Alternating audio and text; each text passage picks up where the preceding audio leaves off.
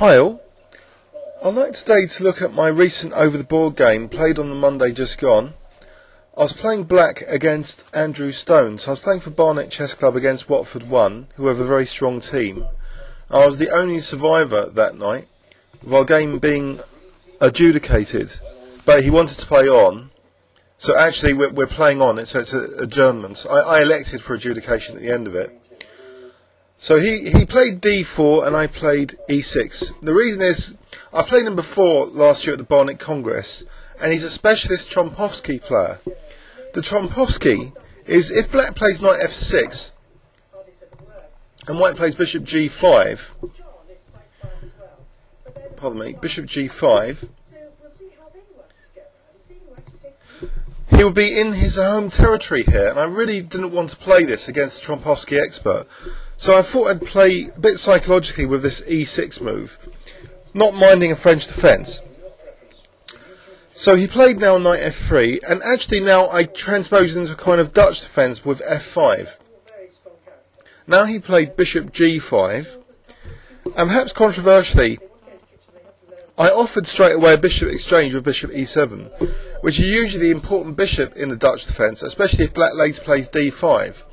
However, he didn't play bishop takes e7, he just played h4. So this is already quite an interesting position. I played knight f6, and now he played knight c3.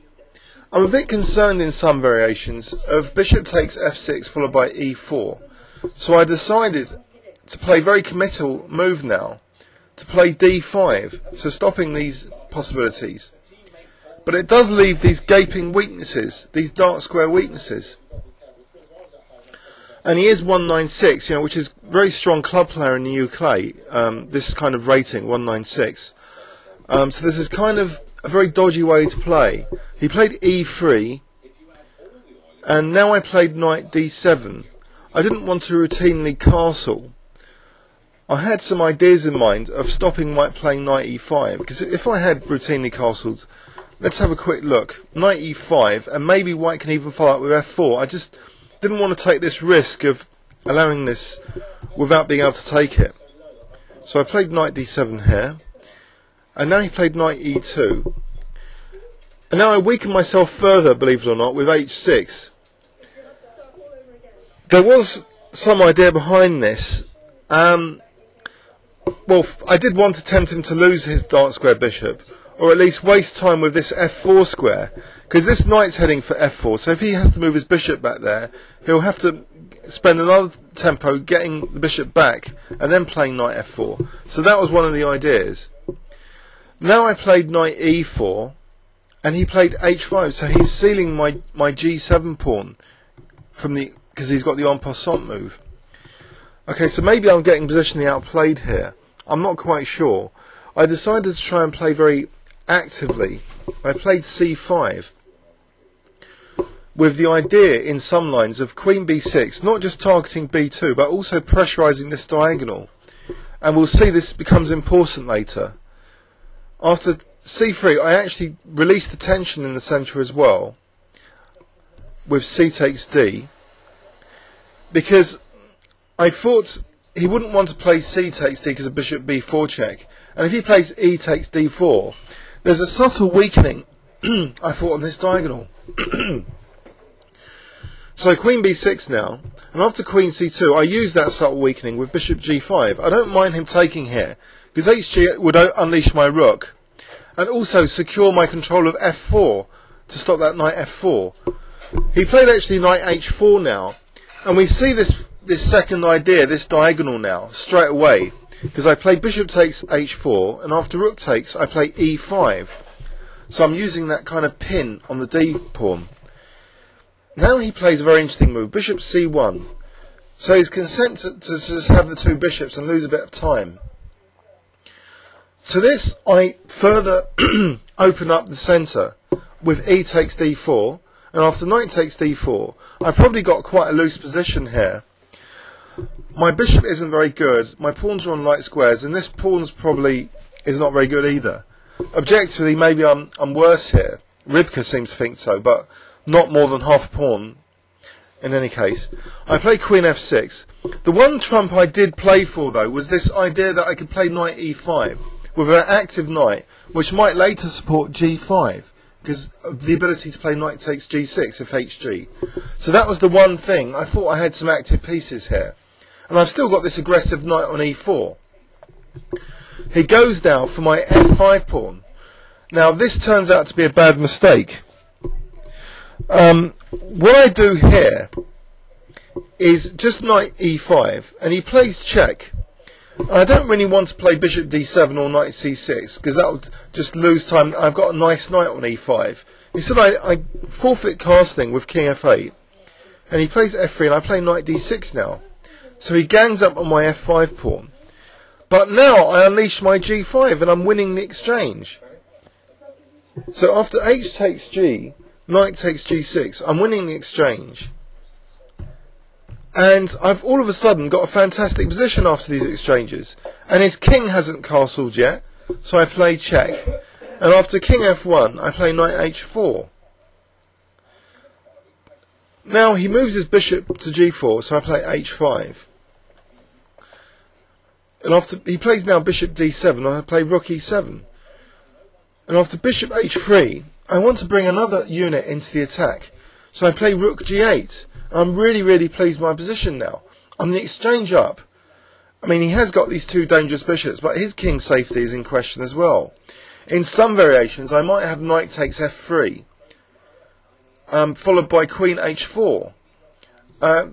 He actually plays now b3, and I actually play king e8, because what I want to avoid is this idea that after knight f3, gf, queen takes, queen f2, pinning my queen to the king. So I wanted to prepare knight f3, but he made his position a lot more solid with this queen d3 move now. Anyway, I continue the attack with rook g3, threatening in some lines now knight takes f3 followed by rook takes h3. And he plays now what possibly is a blunder. He plays king f2. And now I've got a beautiful little move here. I play queen e5, not just with the idea of attacking e1, but also with the idea of rook takes f3, let alone rook takes h3, and the idea that queen can come here with a very strong attack, which he allows. Bishop a3, I play rook takes f3. So I've played this very nice tactic, and black is winning, I think. He sacks his queen for the rook and knight. Now I can afford to play king takes e7 here, because he hasn't got rook e1, because the knight's on f3. And I've got this position now, after the check king f8, where he sealed a move, because it's the Hertfordshire League. And I think this is clearly winning because of this passed d pawn, and the queen is better than rook and bishop in this situation. Also the passed h pawn is dangerous. So I'm very confident about this, either to play on or he might just resign by phone.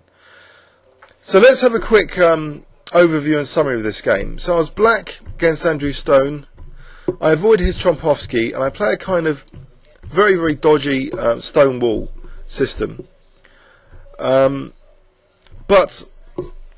I get away with it because I play very actively. I try and create peace play in exchange for structural damage, which I inflict on myself. The worst two squares for black are the e5 and f4 squares. So I try and at least get some peace pressure in the centre and dissolve the centre, so that the grip he's got on the e5 square in particular just vanishes.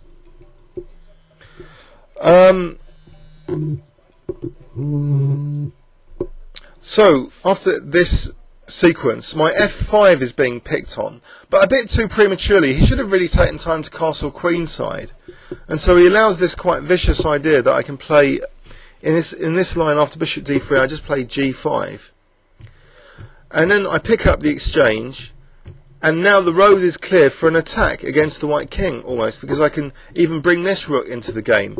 So even though I haven't castled in this game, my king safety isn't too bad, and I'm the exchange up. And it's his king which has a lot of problems as well, especially after he played king f2, allowing queen e5. So I'm threatening him mate in 1 with queen e1, and also this rook f3. So I was really delighted to have been able to play this continuation and reach this position where I'm I'm hopefully going to win with this passed d pawn. So anyway, he's still to move here. I'm looking now at a few candidate moves, and it looks very promising for black to win this. So I hope you found that quite interesting. And by the way, thank you to all my subscribers. I've reached 200 subscribers. I don't know why, but thanks for finding my videos interesting and all the supportive comments that I've received. I really appreciate it. I might cover the Nottingham 1937 tournament next, or a Linares. I'm not sure which. Thanks very much, and see you on YouTube.